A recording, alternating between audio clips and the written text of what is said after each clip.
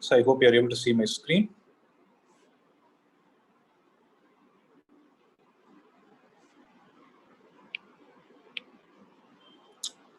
So now our topic of discussion is going to be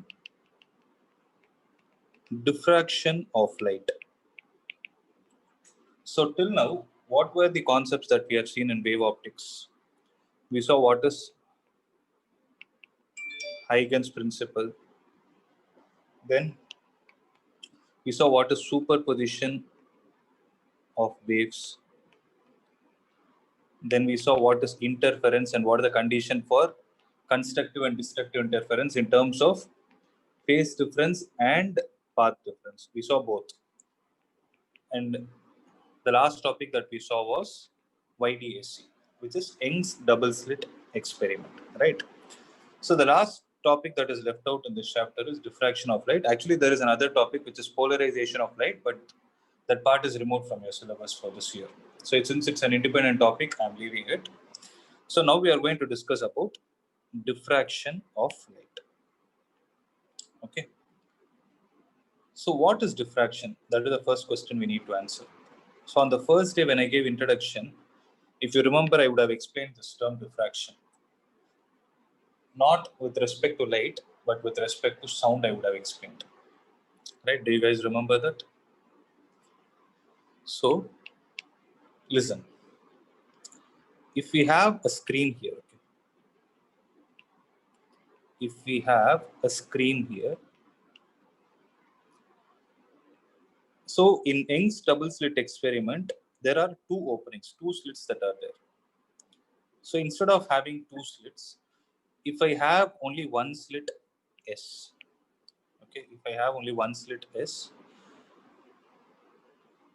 then if light is made to pass through the slit, okay, see the slit is drawn on bigger only for understanding purpose, okay, concentrate. Now, what do you think will happen? This light, okay, let's say we have a set of parallel rays that are entering through this opening. What do you think will get captured on the screen?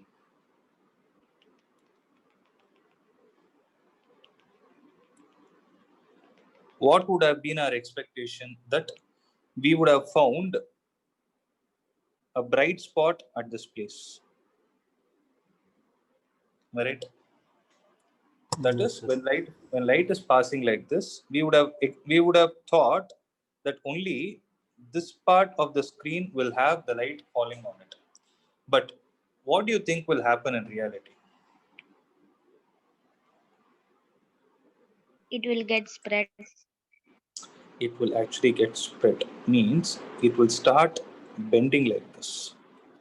So the light, when it is hitting the obstacle, it is not only the portion where the light is traveling parallel to it will have the bright spot, but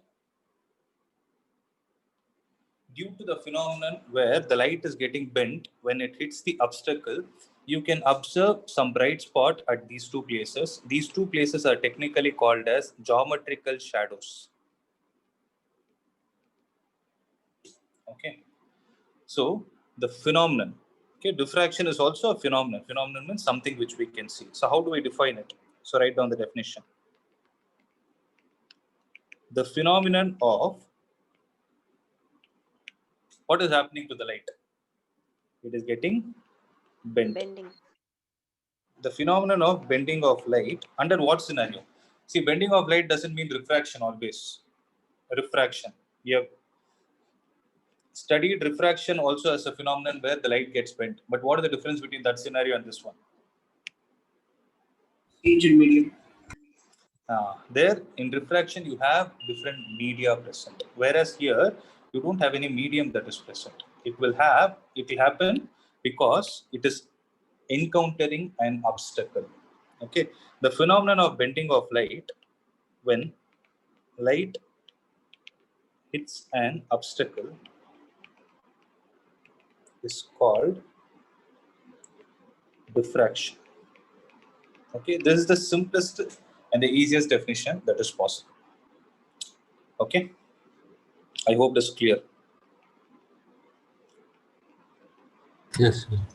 Now, the important point to be discussed about this is, see, if this was a concept that is very easy, if it is only definition, we could have learned after Huygens principle itself, right?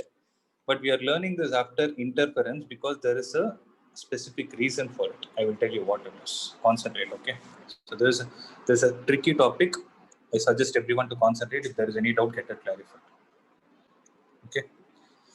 Now, before I proceed, I just want to recollect these terms. So, what is the condition for constructive interference in terms of phase difference, in terms of path difference? So, in terms of phase difference, what is the condition for constructive interference? It is even multiples of pi, where n belongs to z. And what about path difference? Path difference is n times lambda, where n belongs to z. Right. Similarly, what is the condition for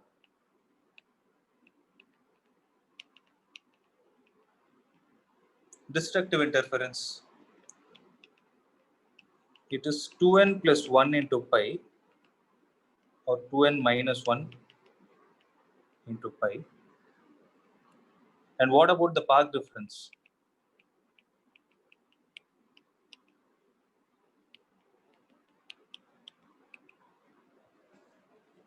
Right?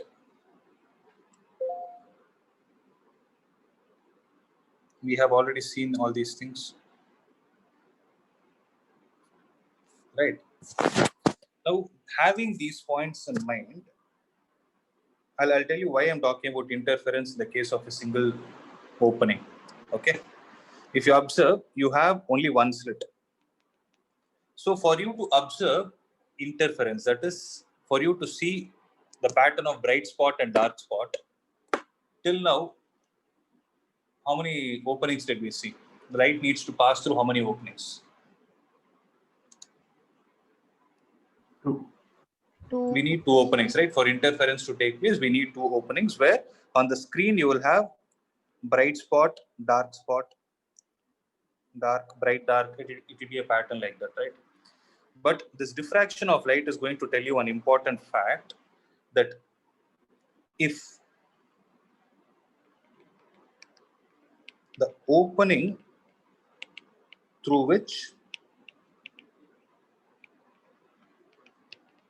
light is passing has an aperture comparable to the wavelength of light passed through it,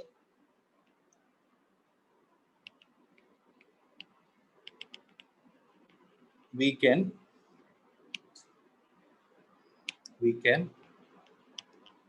observe an interference like pattern.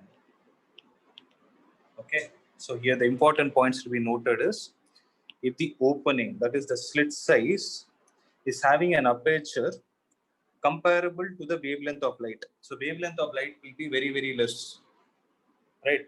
If you are able to make an opening which is almost comparable to the wavelength of the light that you're trying to focus on the screen, then you can observe an interference like pattern. I will show you a small activity for the same. If you have noted down, let me know. If you have finished noting it down, let me know.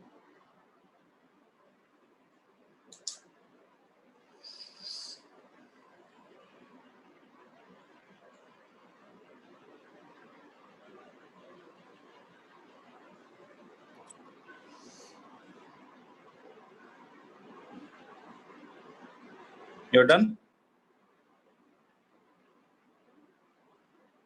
1 minute. Yeah.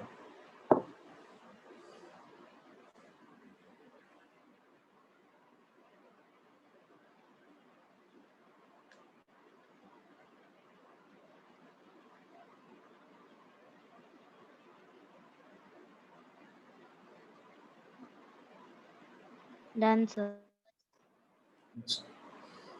So here, an outline that I'm going to explain is,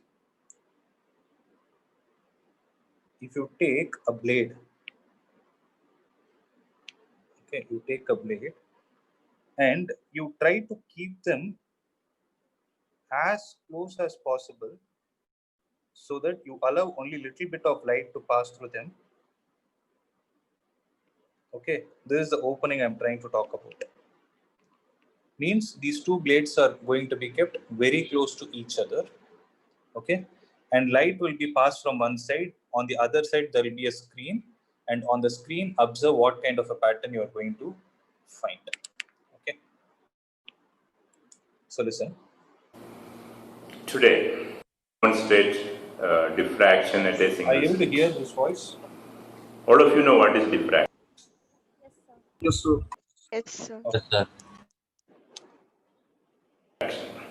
Diffraction means bending of light rays around an obstacle and spreading light waves into the geometrical shadow.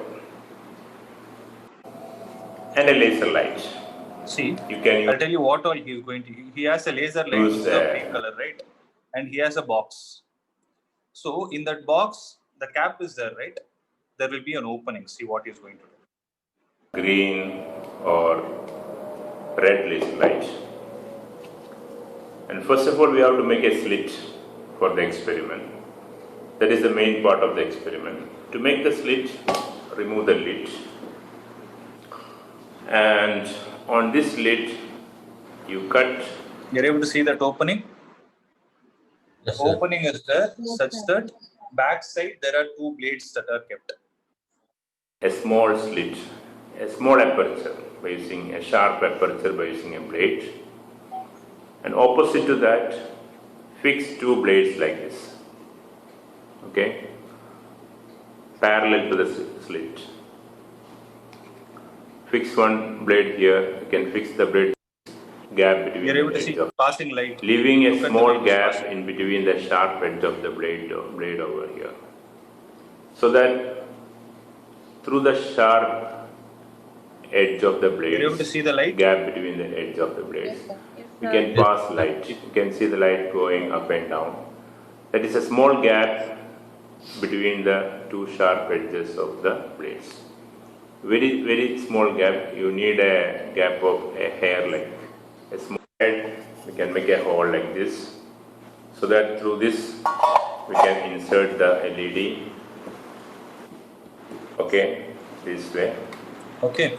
Now tell me one thing, guys. He has kept it like this, right?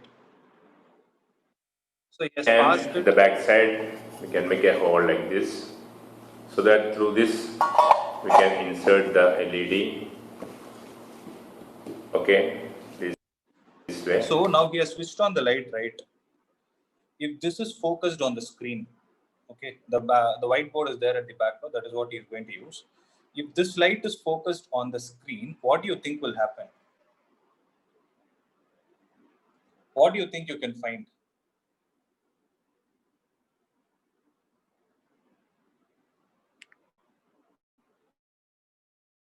The light will That spread. is like, so the light is there. No, the green color light is coming out, and here is the box. If this is focused on a screen, what do you think you can find on the screen? So since it's a green light, I'll give you, wait, I'll use green color.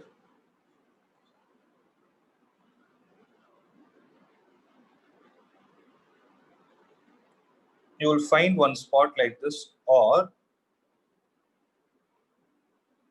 will you find a spot like this? First So one. first or second? Second one. Second, Second one. Second. Huh? Why do you think it is second? Bending of light takes place. Yes. But second is wrong. It is first. What did I say? Bending of light will be clearly visible under what scenario? Small opening. You need to have a small opening. Look at the size of the opening that he has. It is very big, right? So you're going to find only one spot. It is because here the cap is open. But we have to remember one point. What is there at the back of the cap? There are two blades. And what is the reason for using two blades? Because we are trying to create a sharp edge. Okay. So, and you have created a very, very, very small opening where the size of the opening is comparable to the wavelength of the light. When that is going to happen, you yourself see what is going to fall on the screen.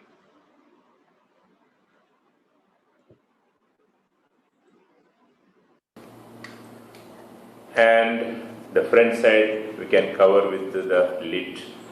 On the lid we have the slit made by using two sharp edges of the blades. Fix it like this. And for keeping the laser horizontal, we can use some support here. Keep it horizontal. Switch on the laser. When the light is allowed to fall on the screen over here, we can see on the screen. Normally we expect what? When light So you're is able to see passed that white through spot? this slit, we'll be expecting on the screen a thin, narrow image, illuminated image of this opening. But what will... So now comes the next question. Now you have an opening, right? Like the green light is kept in this way. Now it is covered with a box where there is a slit that is made. So what do you think will happen on the screen? Will you find this? So what do you think will happen? You're able to understand. So when it is closed, when the cap is closed, what is expected? Diffraction. Diffraction. Means what should happen? You will find a green spot. Am I right? Yes, sir. Yes, sir. So what I have drawn is right, no? Yes or no? Yes, sir. Because according to what we discussed, the light should bend and it should fall on the screen, right? Yes, sir. Correct? Huh? But see what is going to happen.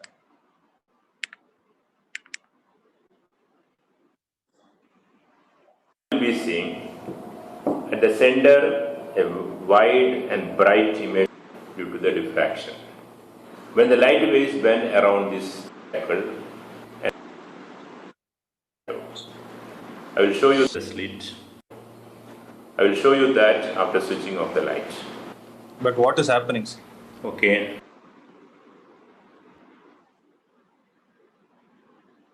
So what we expected.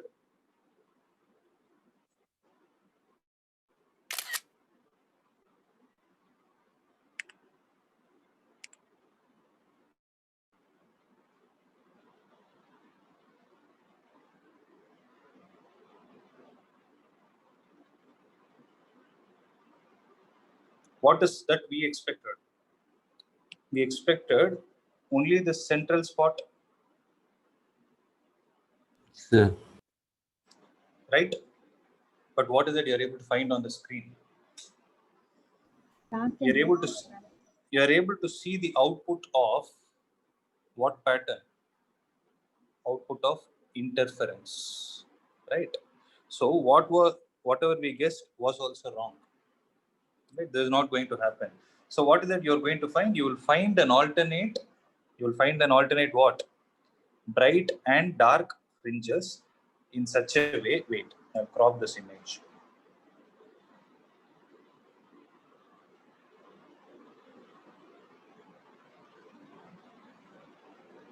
It's gone. Okay, you'll find the set of bright and dark fringes such a way that, observe guys, the central spot is there, right? The central spot is what is, I'm not sure why it is not right. Wait.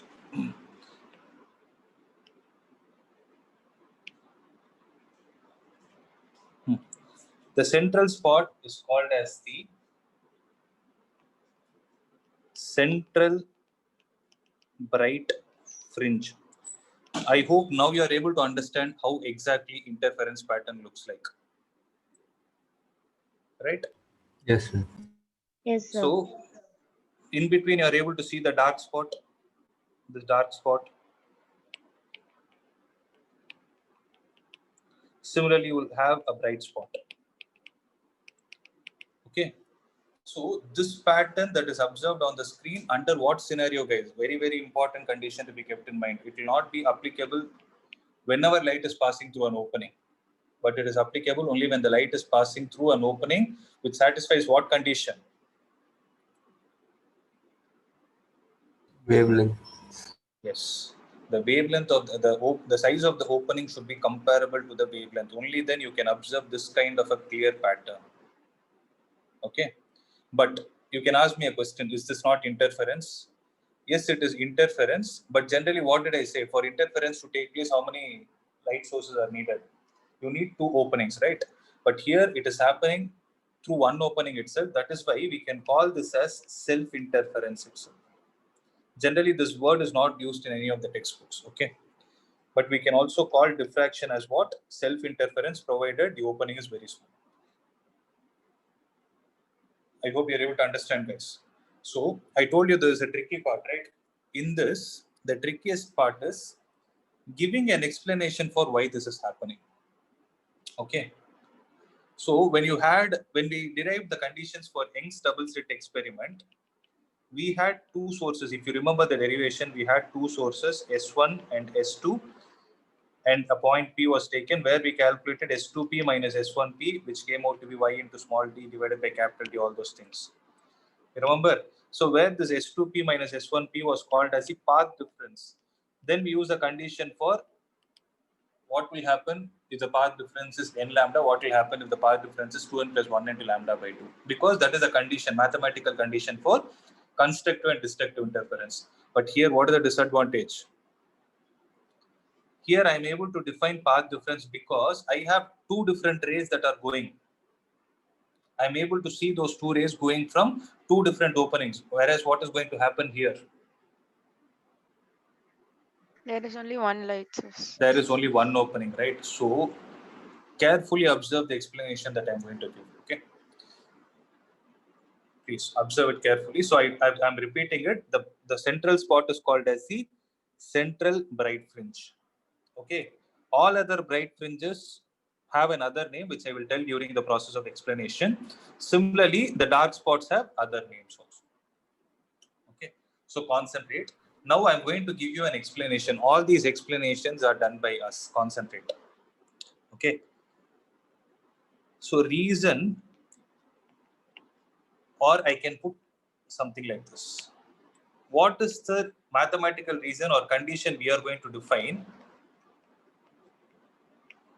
for central bright spot? And one more important point, if you observe, out of all the spots, which one has the greatest intensity? Central. Central spot. If you observe all other sides, the intensity is slowly decreasing. After a point, it is dying. After a point, there is no intensity at all. It is actually gradually decreasing. Right? So central spot being the brightest spot, what kind of an explanation you are going to give? Observe.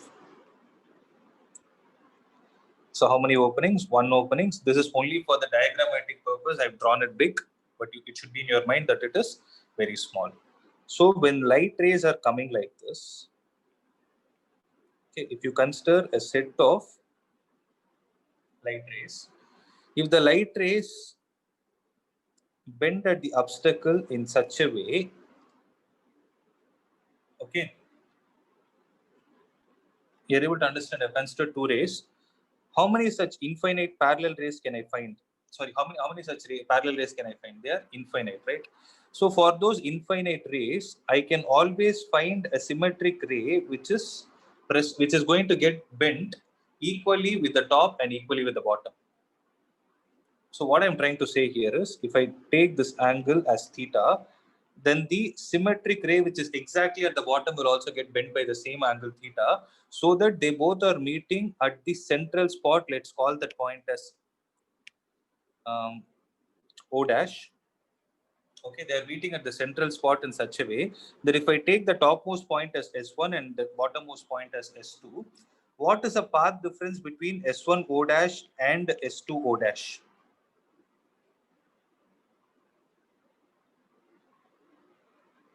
0. That's right. It is 0. Right. So whenever it is 0, we know that the condition for constructive interference is P is equal to n lambda, correct? Where n belongs to z. If I put n is equal to 0, path difference is 0. So path difference 0 will give us what? Will give us a bright spot.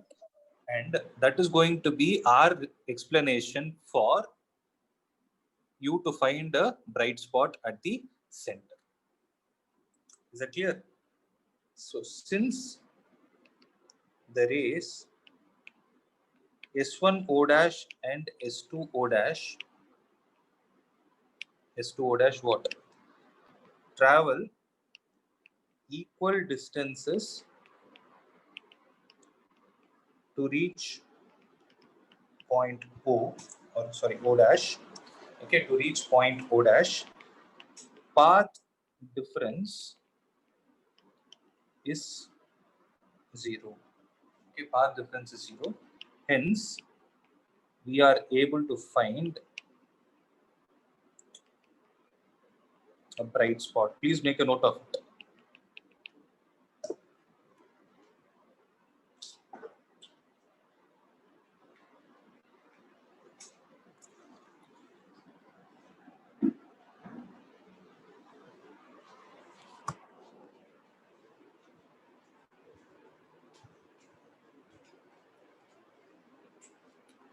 Let me know once you're done.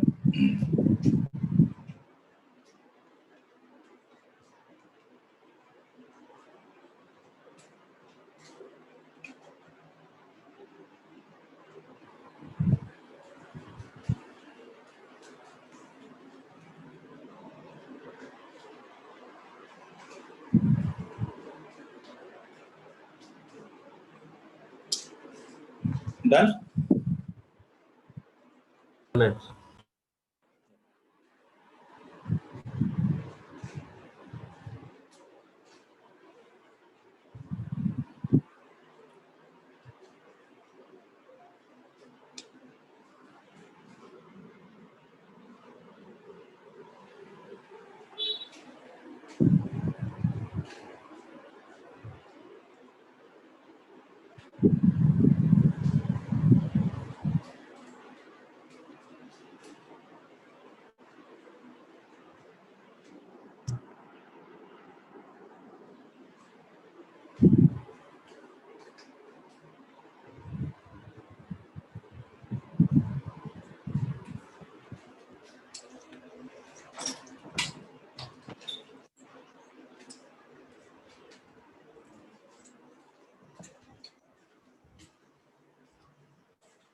Done?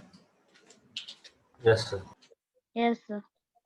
So after the central spot, okay, after the central spot, what will be the subsequent spot that you can find on the screen above and below it? The central spot has this much width. I'll use green. So it has this much width. See, you're able to see the width of it. So after that width, what is going to happen? You're able to find a dark spot, let's say, of this much value. So dark spot will obviously be in black color. It is going to be like this. Now, what is the explanation we are going to give for dark spot? Okay. So condition for first minima. Okay, concentrate. There is actually one opening. The light rays are traveling like this. Okay. So in practical purpose, what we do is we keep, so for this pattern to be observed clearly, what we do is this distance is going to be very much greater. So this you already know, small d is very much less than capital D. So due to this, what approximation mathematically we are going to do is all the angles will be small. Okay. So I'm repeating it. All the angles will be small. Now what I'm going to do is I will break the single slit into two equal parts. Are you able to understand? Such that this distance is d by 2 and this distance is also d by 2.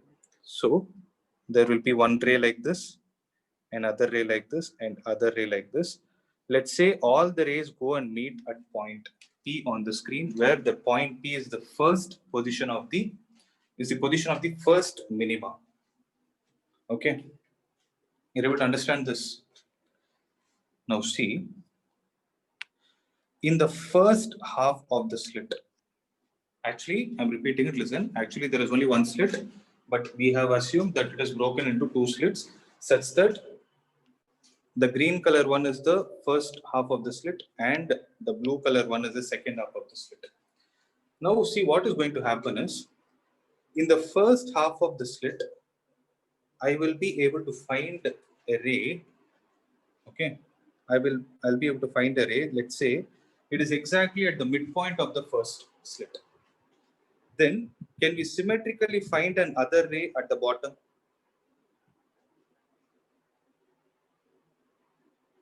Which is exactly at the midpoint of the second slit. Till this step, are you people clear?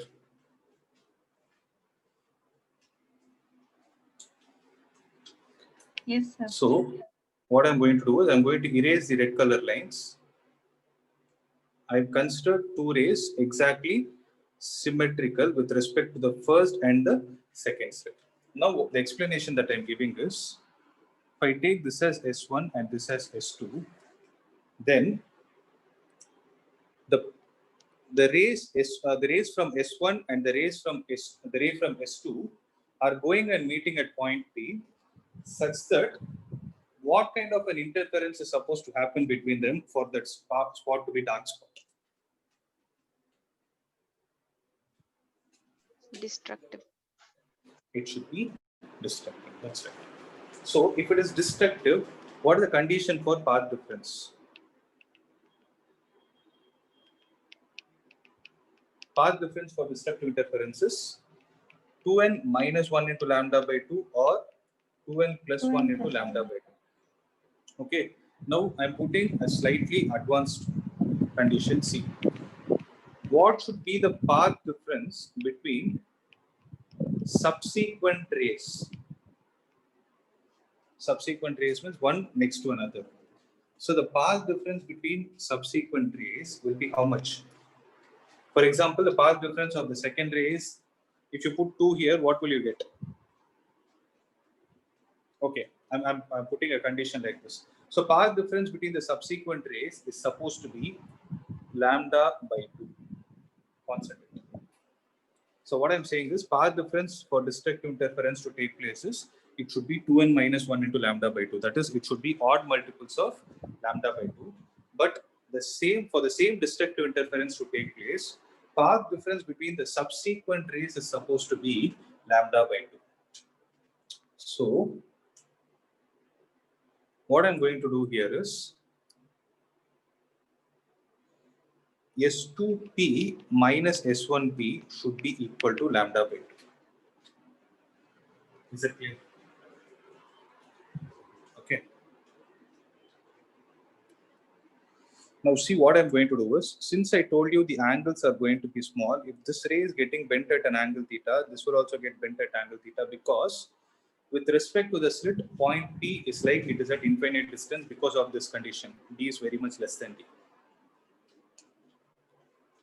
So both will get bent at the same angle theta. Let me call it as theta 1, and here also it will be theta 1. Okay.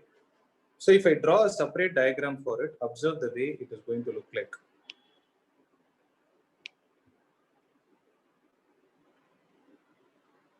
This is S1, this is S2. So when you drop a perpendicular, this will be the path difference, okay, between S2P and S1P. So I need to equate this path difference to lambda by 2.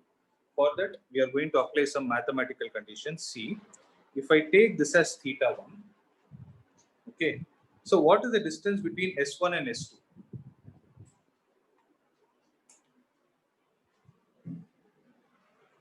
The distance between S1 and S2 is still d by 2.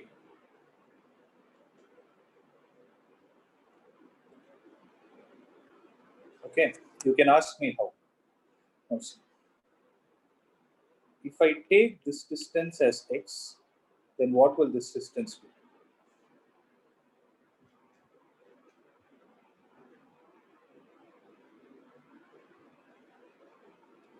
X. From the top, it will still be x only. Right? So, then what will this distance be, guys?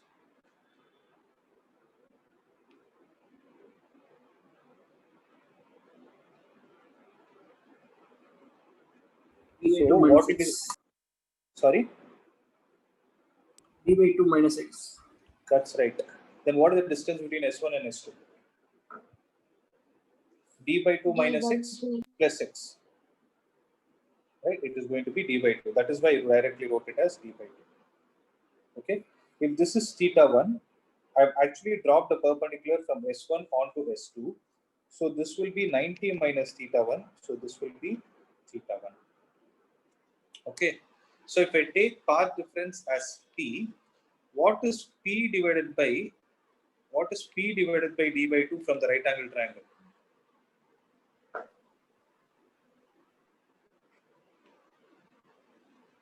This is P, this is d by 2, this is theta. You tell me. Sin theta. That's right.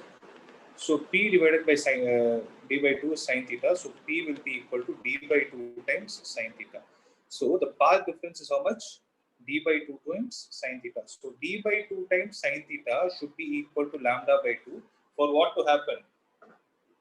For the first minima to be formed. So d by 2, 2 and 2 will get cancelled, which implies d sin theta is equal to lambda. So this is the condition for first minima in what? In diffraction. Okay, d sin theta 1 actually.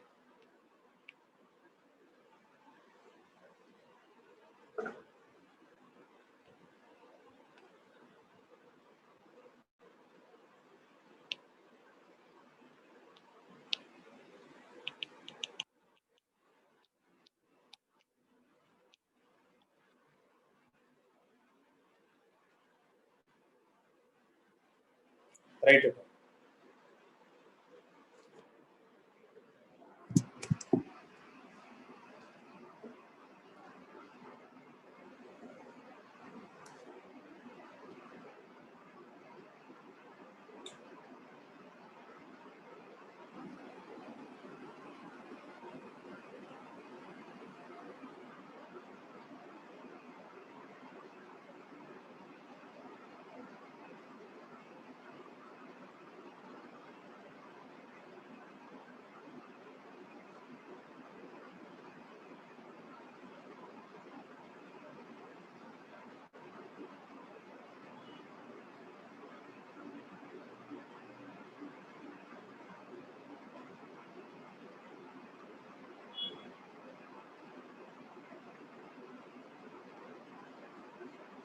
So let me know once you're done.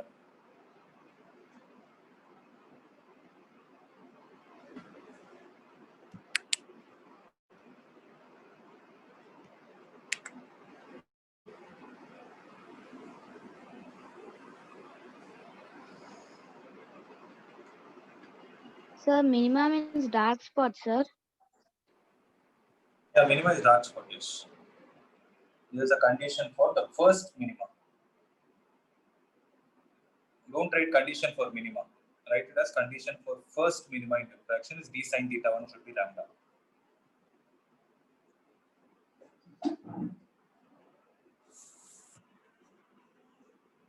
Okay. So I'm using a slight extension. Since angle is small, can I write d into theta 1 is equal to lambda, which implies theta 1 is equal to lambda divided by d. This lambda divided by d is called as the angular width of first minima.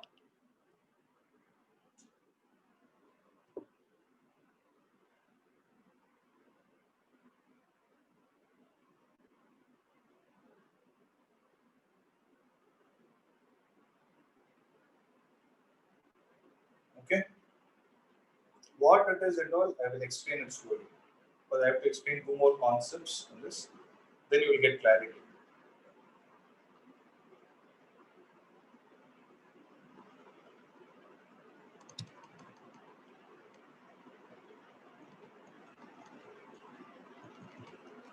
Shall I proceed? 1 minute.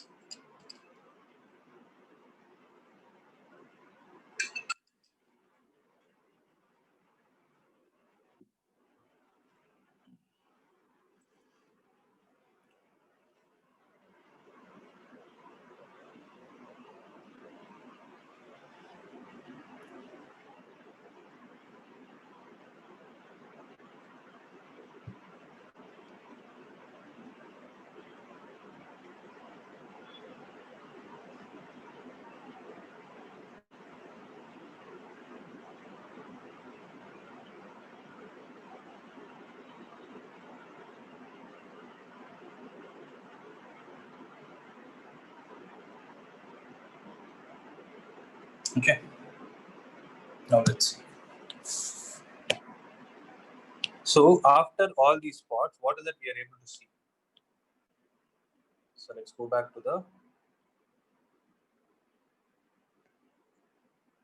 So we saw what is the condition for central maxima. Then we saw for dark spot. Then you have a maxima again, maybe with a lesser intensity. This point has to be in mind. Compared to the central maxima, the other maxima is going to have lesser intensity. So keeping this point in mind, condition for, see, I'm going to use the word concentrate. Condition for first secondary maxima. So any maxima other than the central maximum is called as the secondary maxima. But now we are going to discuss about the first secondary maxima that is being formed on the screen. Is that clear? Now see, the explanation is, so for us to explain the central spot, how many parts did we break the slit into?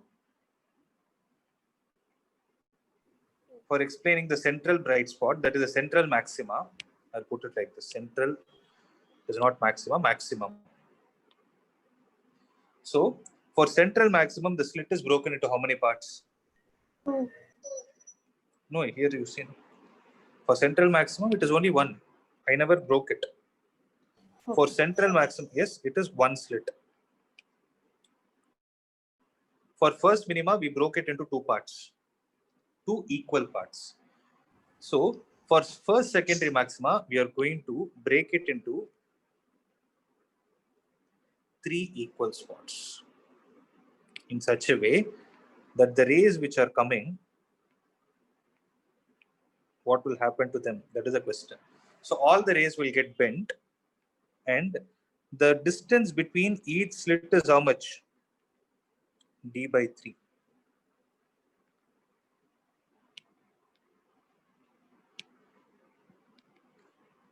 Right.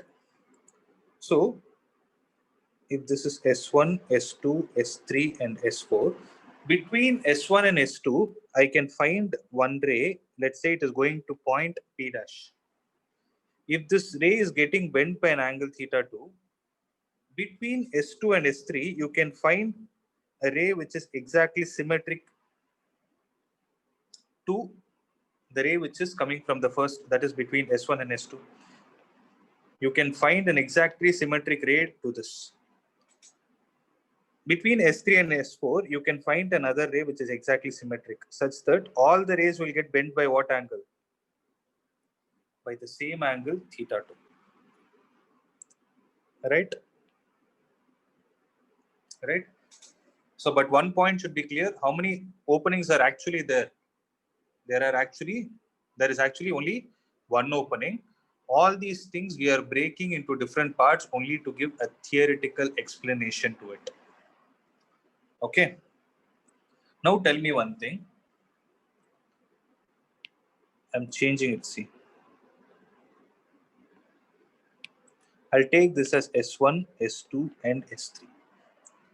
Okay. Now, what explanation are we trying to give? We are trying to give the explanation for secondary maximum. First secondary maximum. So the condition for maximum, we know it is odd multiples of lambda by 2. Right? The path difference has to be odd multiples of lambda by 2. Now concentrate, guys. I am saying S1 P dash and S2 P dash are undergoing, don't write, concentrate, are undergoing constructive interference, and S3P dash is further undergoing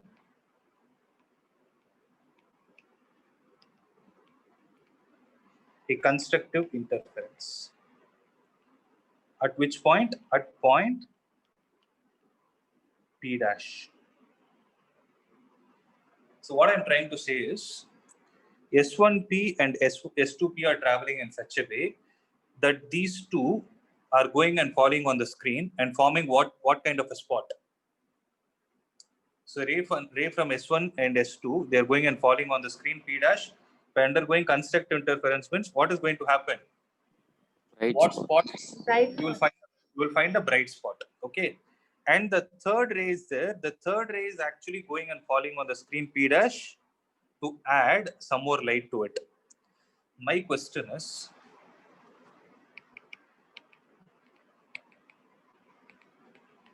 this possible?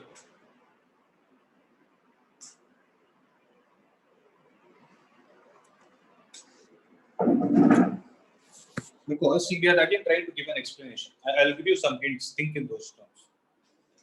See, it's not like I'm just coming up with some random theory. You are able to see what is happening on the screen. And I was stressing on one important point. What is that?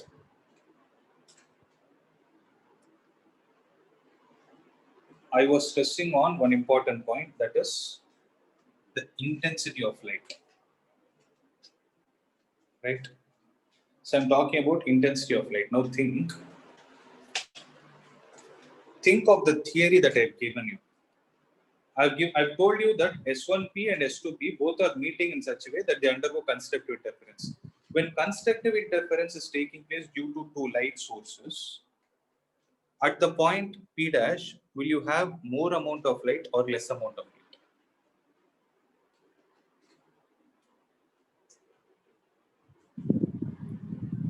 More amount of light. You will have more amount of light, means you will find more intensity. So to the already existing amount of light, if S3P is also going and falling on S3P dash is also going and falling on the screen in such a way that it is adding some more light to the already existing one, then the spot at P dash will become more Intense. more Brighter. intense. But yes, it would have become more brighter. But what is it you're able to observe on the screen? The intensity will decrease. Intensity is less compared to whom? Compared to the central maximum. Central spot. So what change is going to happen is the rays from S1P dash and S2P dash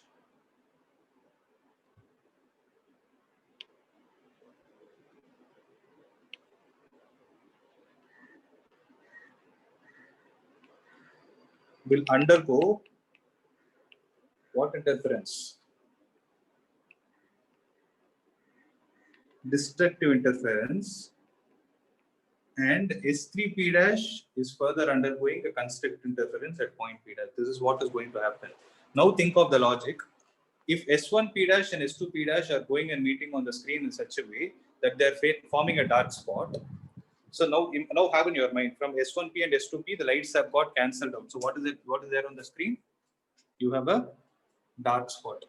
to the existing dark spot, if there is some amount of light that is coming from the third slit and going and falling on the screen, what would have happened?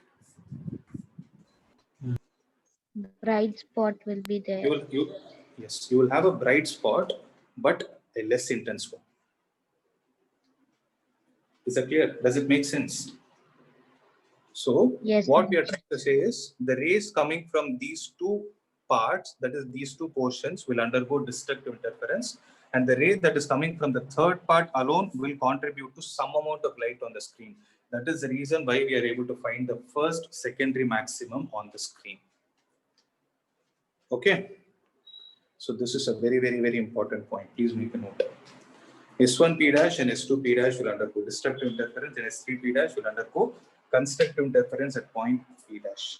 And if you ask me if this is possible, yes, it is possible. Okay.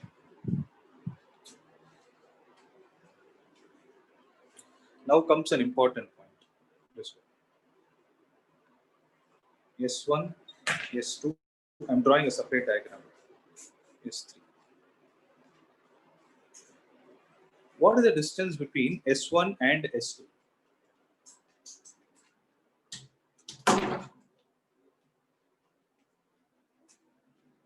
D by 3. Yes. Okay. So this is S1 and S2. The rays are getting bent such that this is theta2 and this is also theta2. You have a point P which is falling here, P dash.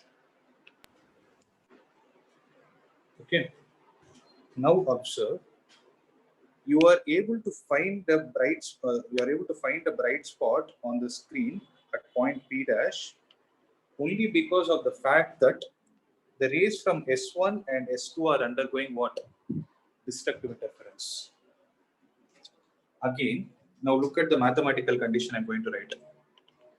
Condition for first secondary maxima or maximum is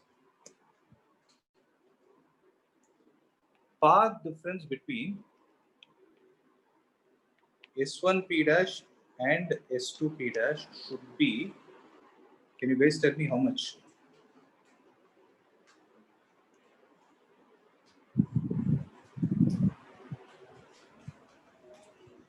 Lambda by 2. Very good.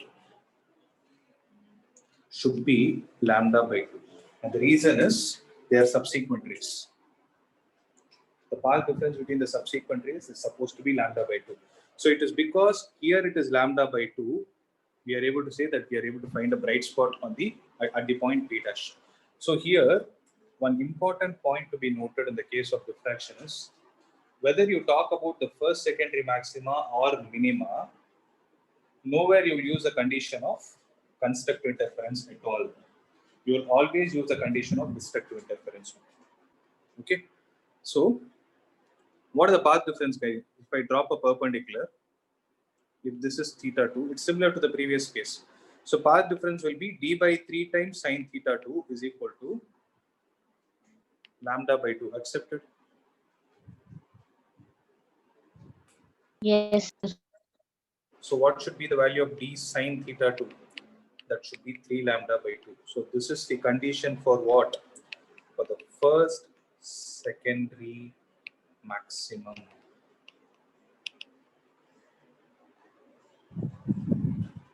This is a mathematical condition. D sine theta2 is equal to 3 times lambda divided by 2. This is the condition for first secondary maximum.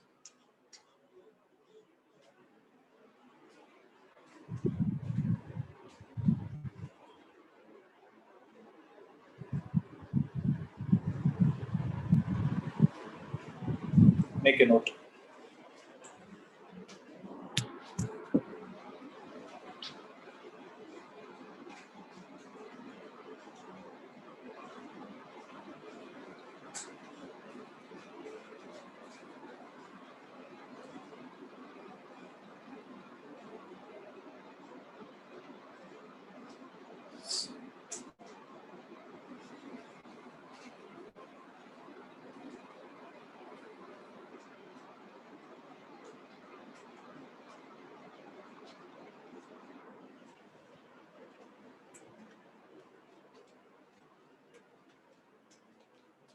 Done?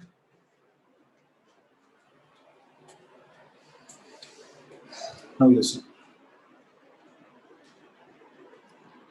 Now what do you think we need to do for second minimum? So for second minimum, how many parts are we supposed to break the slit into?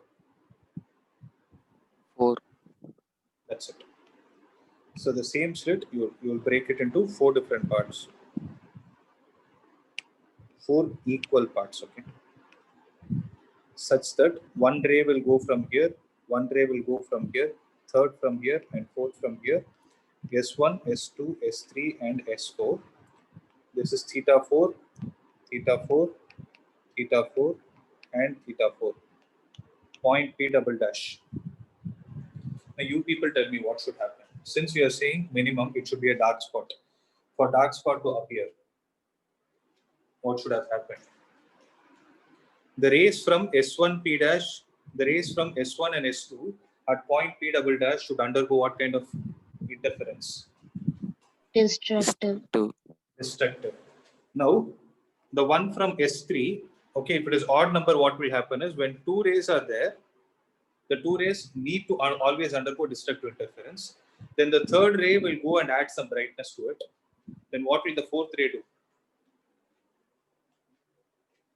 So S1 and S2, the rays from S1 and S2 will undergo destructive. So you have a dark spot here. Similarly, the rays from S3 and S4 will undergo destructive. Still, you have a dark spot there. Okay. So what will be the distance between S1 and S2? It will be d by 4. This I need not explain. So path difference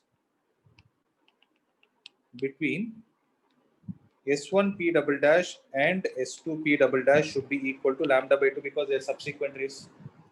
Right. So d by 4 times sine theta 4 should be equal to how much? Lambda by 4. Sorry, lambda by 2. So d sine theta 4 will be equal to 2 lambda. What is this? This is the condition for second minimum. Now you guys tell me, for me to explain, so what I've done is I've done alternate things. Now let's come in the order. So for explaining central maximum, you kept it as 1 slit. For explaining first minimum, we broke it into 2 slits. First secondary maximum, 3 slits. Second minimum, 4 slits. Now for second secondary maximum, how many slits are we supposed to take? 5 slits. It will be 5. Okay. So even without doing, what do you think will be the condition for second secondary maximum? If you observe, for all the derivations, the right hand side is the same, lambda by 2, because we are taking subsequent rays. Okay. Sine theta is also common. D is also common. What is happening to the denominator? D D by by 5. 5. It will be the number of slits. It will be d by 5, which implies d sine theta is equal to 5 times lambda by 2. Similarly, what will be the condition for third minimum?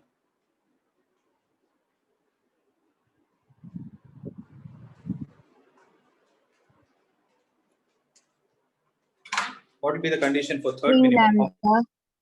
Yes, 3 lambda. Fourth minimum, 8 lambda, 4 lambda. Okay, keep on going like this. So, if I conclude everything, now observe, condition for central maximum, path difference is 0. Condition for first secondary maximum, d sine theta is equal to 3 lambda by 2. Condition for second secondary maximum, d sine theta is equal to 5 lambda by 2. Right. So you people told me that condition for third secondary maximum, d sine theta will be equal to 7 lambda by 2. In a similar way, what will be the condition for nth secondary maximum, guys? D sine theta should be equal to 2n plus 1 2n plus lambda 1 by 2. lambda by 2. 2n plus 1 into lambda by 2. Don't write minus 1. Because if you observe everywhere, it is 2n plus 1 only. So if you put 2 here, 4 plus 1, 5 lambda by 2. So for second, 5 lambda by 2. If you put 3 here, it will be 7 lambda by 2. That is the condition for third.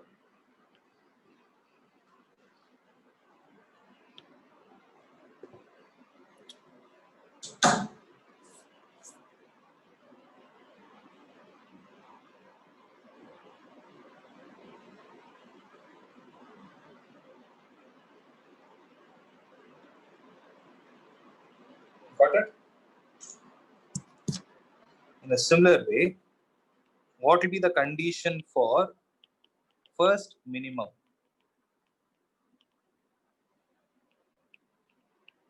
D sine theta will be equal to lambda.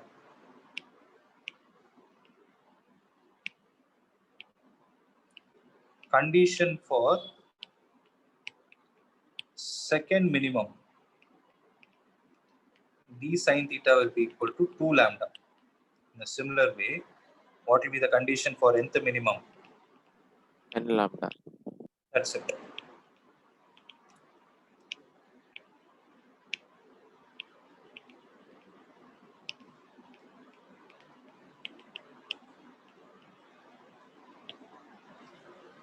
That's it, guys. Okay.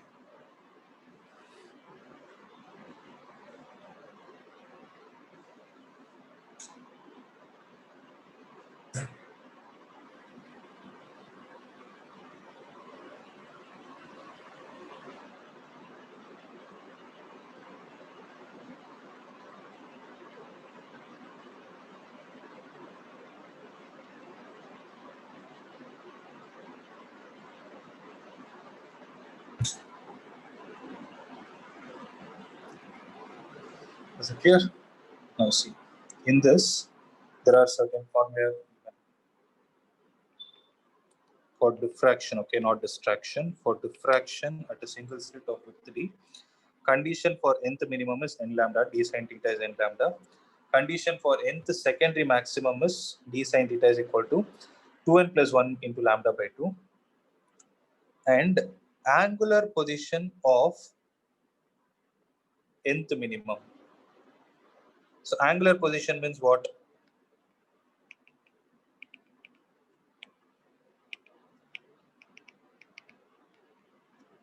So theta is small, d into theta will be equal to n into lambda, which implies theta is equal to n lambda divided by d. This is the angular position of what?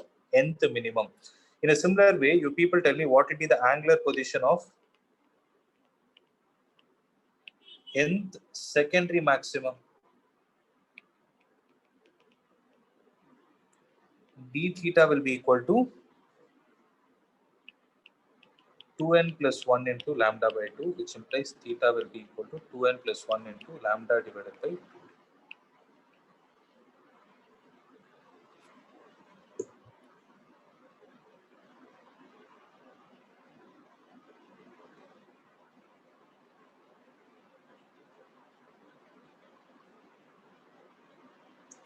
So this is the angle it is making with the horizontal.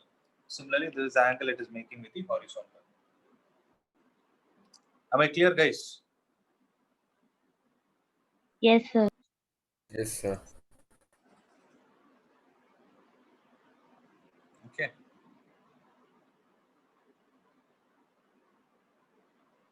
So distance of the nth secondary maximum from the center of the screen, this you can find it out. So how you will find this? See.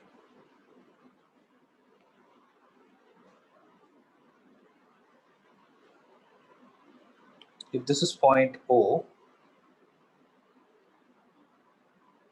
okay, let's call this as the nth secondary maximum.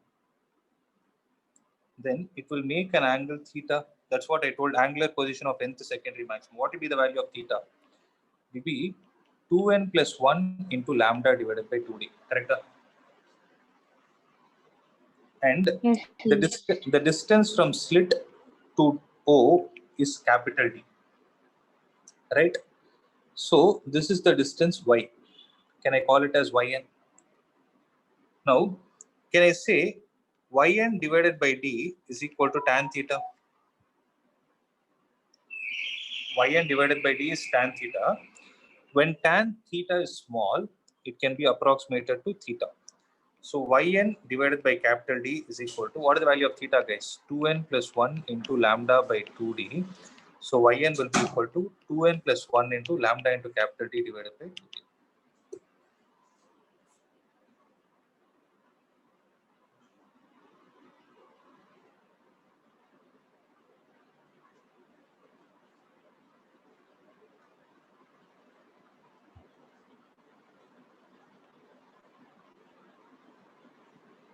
Did you guys understand what I did?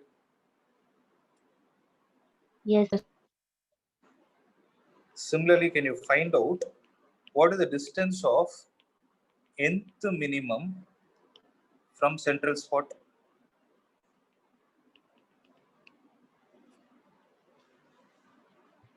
When I say from central spot, from the center of the central spot. So yn divided by capital D will be how much? Same tan theta, but this time what is theta, guys? N lambda. That's right. So yn will be equal to n lambda into capital T divided by what Sir, am I it's n missing? lambda by t. N lambda by d. So n lambda into capital T divided by small t. Okay, that's it. So you have understood the concept. So those things are given here. Similarly, one important point to be noted here is the width of the central maxima is always double the width of any other maximum. Okay, please write it down. Width of the central maxima is 2 lambda into capital D by D.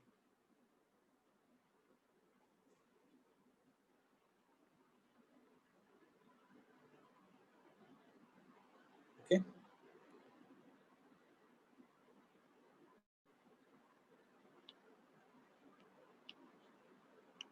Let's find out why it is so.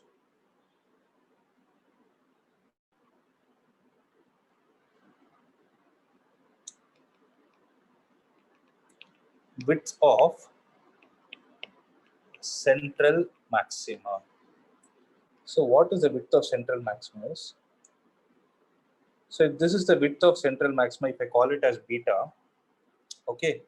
So can I say central maxima is lying between two successive, or central maxima is lying between two bright spots that where one is taken on the top and the second is taken at the bottom. And which number does this bright spot take? Dark spot take? It is the first minimum. Correct? So if this is O, if I take this as theta, then guys tell me what will this value of y be? That is the distance from the center to the first minima. How much is this?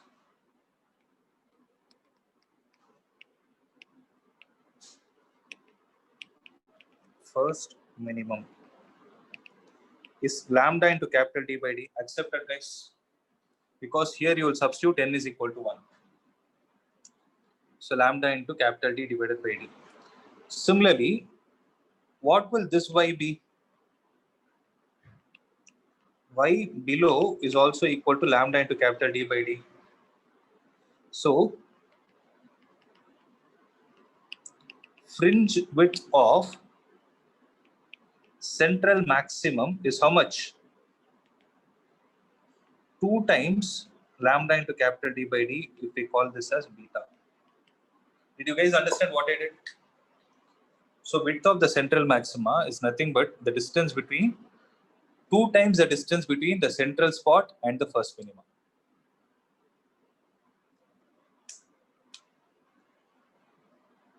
Right? Now, what is the width of any other maximum?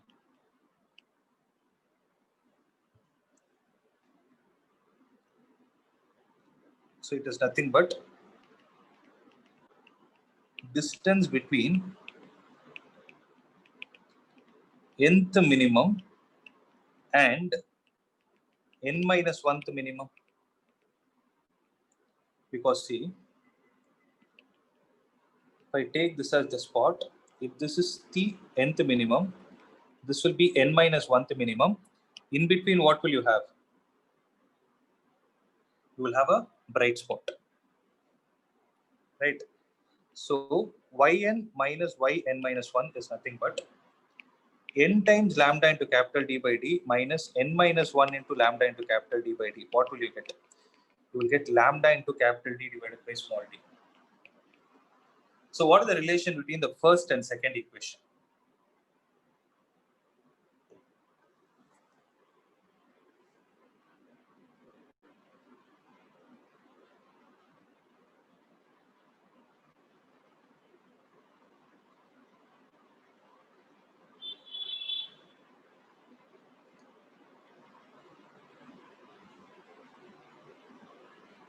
Guys, what is the distance between, so what is the relation between first and second?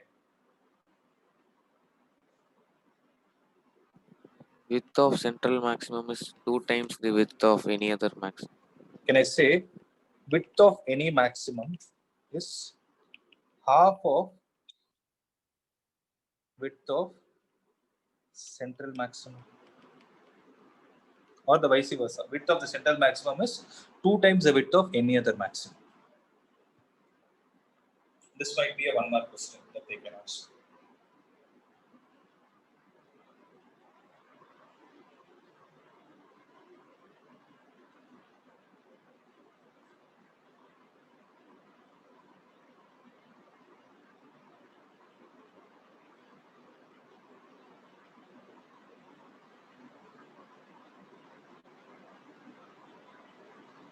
Okay.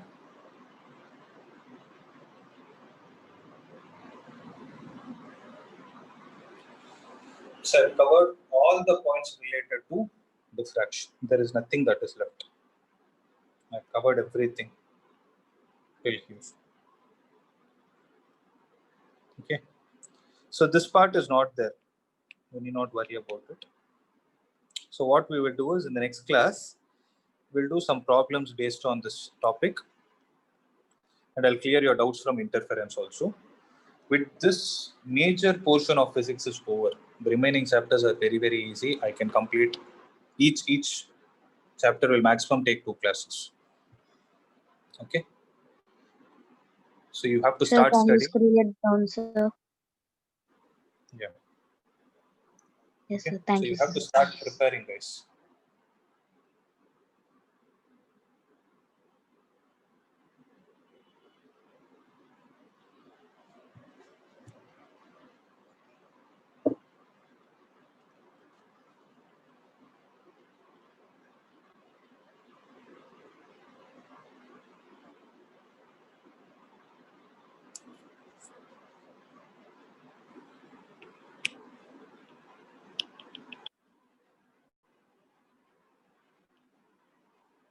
So I'll share this document now itself.